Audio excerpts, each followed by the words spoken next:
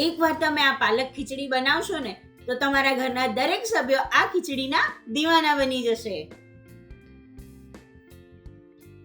તો ચલો જોઈ લઈએ એની માટે આપણે શું જોઈશે. સૌથી પહેલા આપણે અહીંયા 1 ગ્લાસ પાણી એડ કરીએ છે.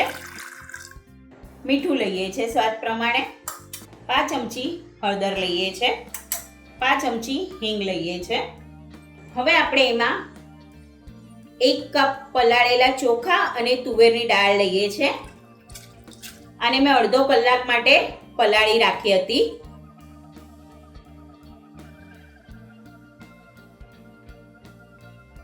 અહીંયા મેં અડધો કપ ચોખા અને અડધો કપ દાળને પલાળી રાખ્યા હતા. હવે આપણે બંધ કરી અને 3 વિસલ કરી લઈએ છે. લસુણી પાલક ખીચડી માટે આપણે પાલકને બ્લાન્ચ કરવાની છે. એના માટે પાણી આપણે આવી રીતે ઉકાળી લેવાનું છે. ગેસ બંધ કરી અને પછી આપણે પાલક એડ કરવાની છે અને એને 2 થી 5 મિનિટ માટે આપણે રહેવા દેવાની છે.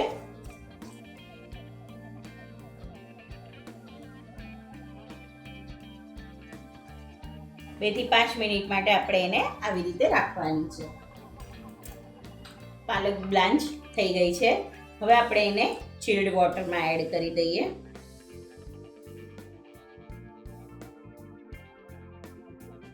બે થી 5 મિનિટ માટે આપણે એને ચિલ્ડ વોટરમાં રાખી અને હવે આપણે એની પેસ્ટ બનાવી દેવાની છે. હવે આપણે પાલક ખીચડીને વઘારી લઈએ. અહીંયા મેં 2 મોટી ચમચી ઘી લીધું છે. તમે તેલ કે બટરમાં પણ વઘારી શકો છો.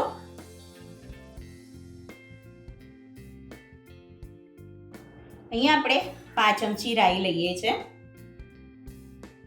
અડધી ચમચી જીરું લઈએ છે.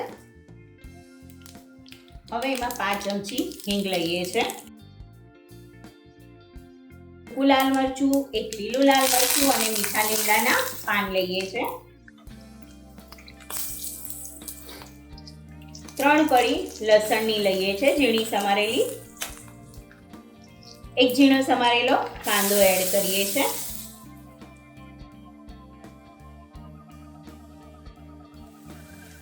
એક ઝીણું સમારેલું ટમેટું એડ કરીએ છે.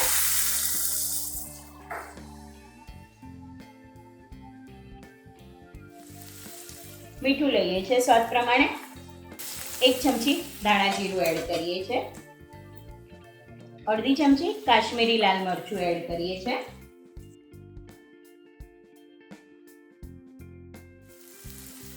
આ સ્ટેજ પર આપણે ગેસની ફ્લેમ સ્લો કરી અને પાલકની પ્યુરી એડ કરીએ છે.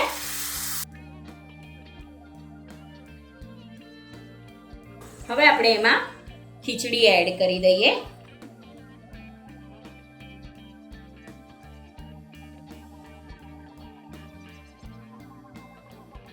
પાલક વાળા બાઉલમાં જ આપણે પાણી લઈ અને એમાં એડ કરીએ છે.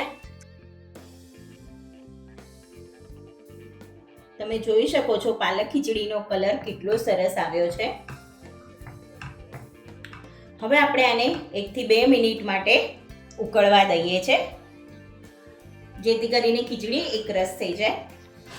આ જ પાલક ખીચડીના આપણે બારે 250 થી 300 રૂપિયા એક સર્વિંગના પે કરતા હોઈએ છે. તો હવેથી તમે બહારથી ન મંગાવતા ઘરે જ બનાવજો લસુની પાલક ખીચડી. યસ, હવે આપણે આ સ્ટેજ ઉપર ગેસ બંધ કરી દઈએ છે અને એના ઉપર નાખવાનો વઘાર રેડી કરી લઈએ છે.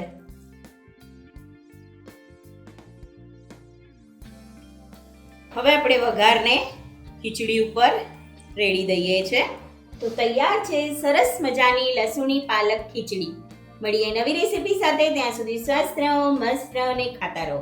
અને હા, લાઈક, શેર અને સબસ્ક્રાઇબ કરતા રહેજો. Thank you. લાઈક કરો, શેર કરો, સબસ્ક્રાઇબ કરો.